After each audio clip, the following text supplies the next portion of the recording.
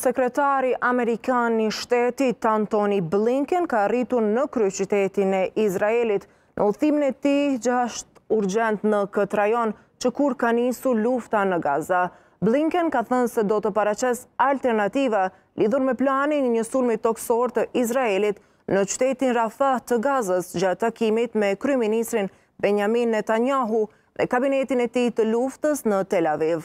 Blinken të njëjtën ka diskutuar me liderët arab rreth përpjekjeve për të arritur marrëveshje për anëpushim në Gaza dhe për idenë e Gazës pas luftës. Këshilli I Sigurimit të Kombeve të Bashkuara do votoi këtë premte një rezolutë të paraqitur nga SBA, I cila kërkon anëpushim të menjëhershëm në Gaza.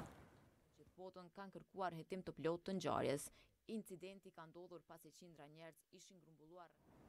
Të nderuar shikues, me këtë informacion po e përmbyllim këtë edicion të lajmeve. Ju për informacione të fundit mund